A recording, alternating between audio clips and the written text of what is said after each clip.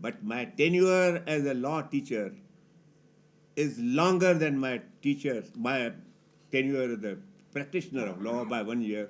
I have finished 73 years of law teaching. You might ask how. I qualified practicing in Karachi, Pakistan, which was at that time undivided India. We were all parts of the Bombay University because Sindh had no university of its own.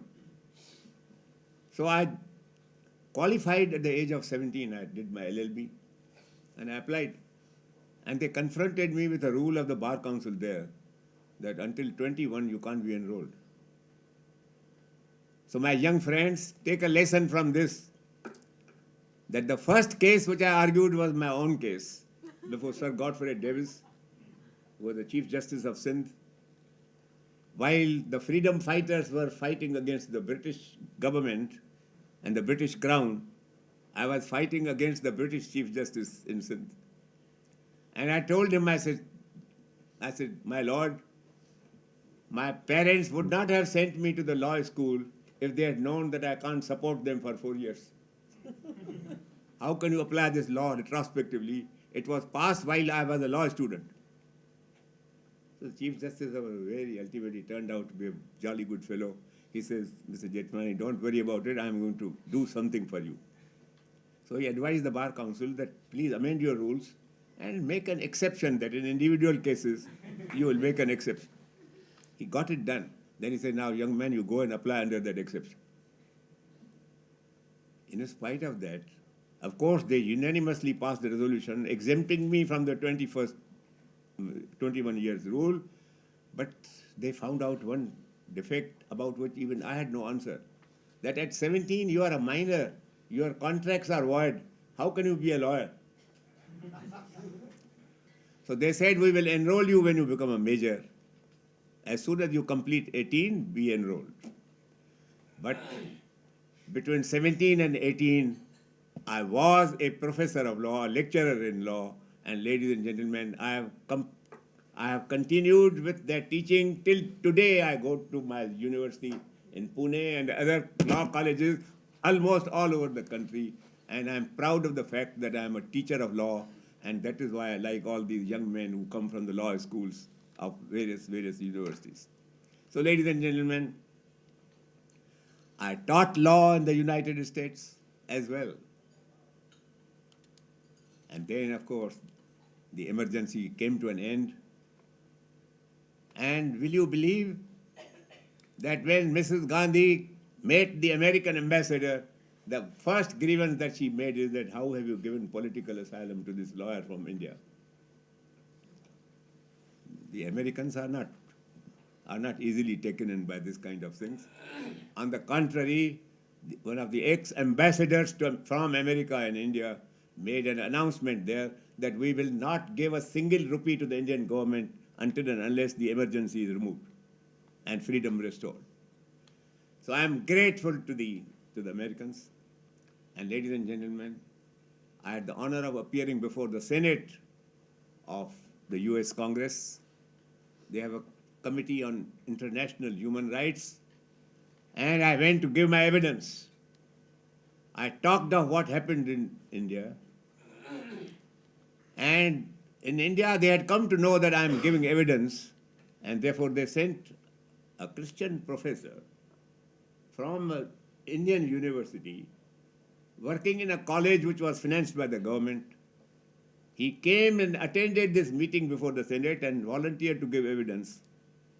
And after I had spoken, he gave some evidence and justifying the emergency.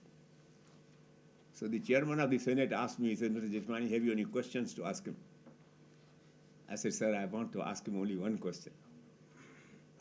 Can he undertake that the proceedings of this committee today will be reproduced in the Indian press tomorrow? He said, no, sir, I can't give such a guarantee because the press was expected to bend. But the press unfortunately crawled on its belly in a most humiliating manner. And ladies and gentlemen, that is why I have taken to the fourth profession. And my fourth profession is that I am a journalist and I run my own newspaper today. You don't read it. Read the Sunday Guardian. I read it. You did it? I read it. I read the No Sunday wonder Guardian. you are so clever. I read the Sunday Guardian. Have you read my last two pieces?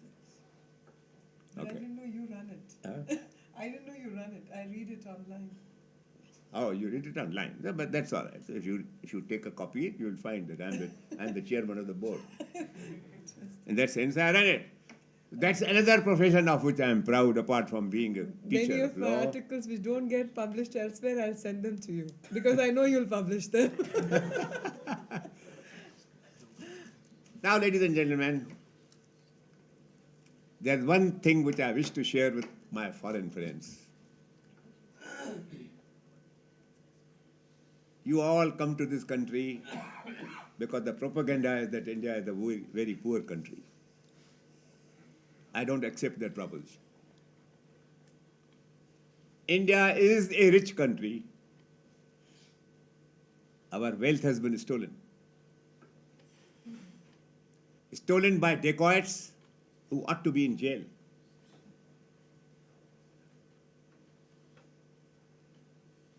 The volume of the money stolen from this country is 1,500 billion US dollars.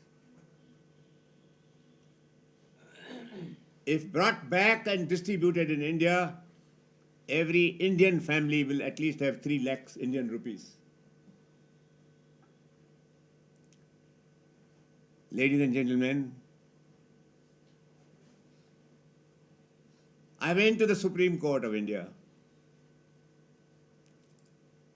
not as a lawyer, but as a petitioner in person. But I had with me 5 other distinguished citizens of India. I am proud of each one of those co-petitioners, and I am proud of the fact that Mr. Subhash Kashyap is your president of this organization. He is my petitioner number 2 before the Supreme Court. After a long argument lasting for 1 year in the Supreme Court made an order appointing a special investigation team for the detection and prosecution of these dacoits. And more, the government was ordered to disclose the names of all these dacoits whom they have come to know about from foreign governments, particularly France, Germany, and Sweden.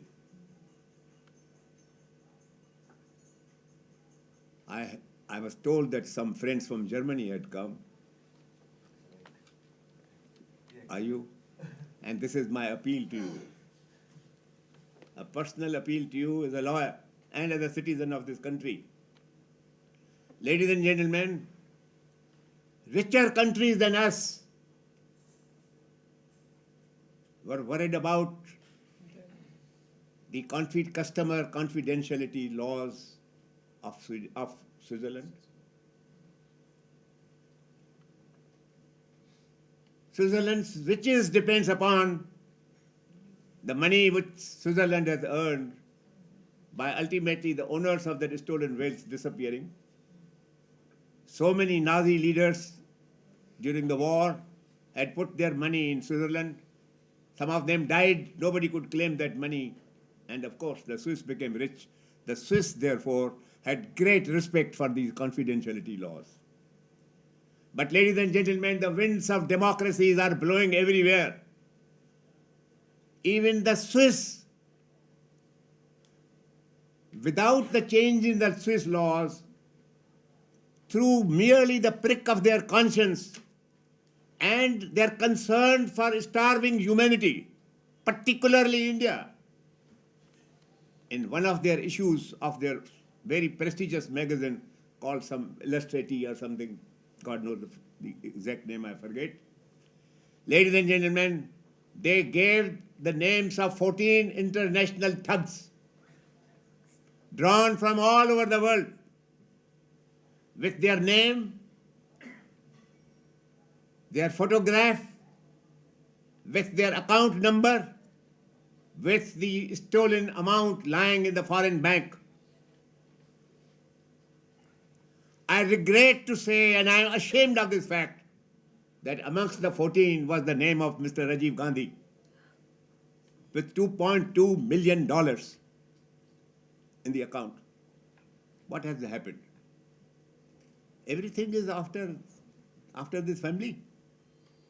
Why are we not ashamed of these kind of facts which are happening? If it was my money or Meenakshi's money, we both would have been in jail by now. But why? Why are those people not being jailed? What is the obvious inference which a juror will draw in a trial? The common sense inference, ladies and gentlemen, is that the money belongs to those who are ruling us. I have been saying it from public platforms that you are the owners of that stolen wealth. Take action against me. Sue me at least in defamation. Appear in a court and face my cross-examination. I am not a criminal lawyer in vain. They dare not. And my friends, please understand one fact, that a rich country like France, wanting to break the confidentiality law of Switzerland, they bribed an employee of that Liechtenstein bank and paid him $475 million. Bribe. That employee gave the French government the names of all the international thieves who have put money in the Swiss bank account. It's not all the Swiss banks, but the Liechtenstein bank. Ladies and gentlemen, my friend Duffy should be able to tell you how much money have you recovered as a result of that information? Billions.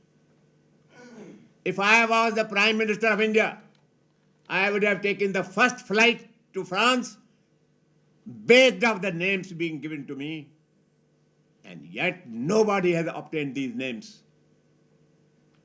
And after the Supreme Court order that disclosed all the names to Mr. Ram Jethmalani and Subhash and my co-petitioners, a contempt of court is being committed from day to day.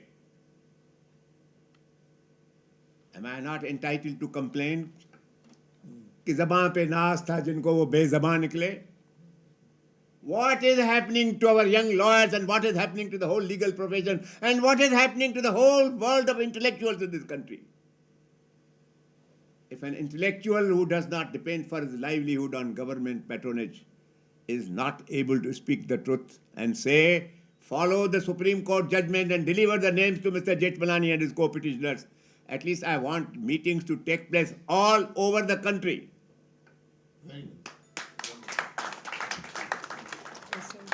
And I wish only to close today's talk to you by telling you that loyalty to a political party is an important virtue in a politician.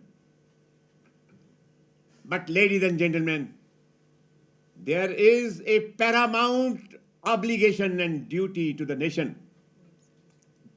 When you find that your party is not doing the right by the nation, it is your duty to follow the paramount loyalty that you owe to the people of India and not to these petty politicians who constitute a bunch of dacoits. I hope, while I am grateful to such illustrious names from your organization who have made this organization a great success, Mohan Babu, Vibha Gupta, Archana Garwal, Nancy Sinha, Prachi, Ekta, Bhumika, and Kabiraj Singh, and of course all our honored guests from abroad. You have made this a great occasion, and I am very happy that I'm quite sure that some of you must be having party loyalties, but those party loyalties has not made you interfere with my freedom of speech. I will continue to do this to the last day of my life, till, ladies and gentlemen, the flight is finally called. And thank you.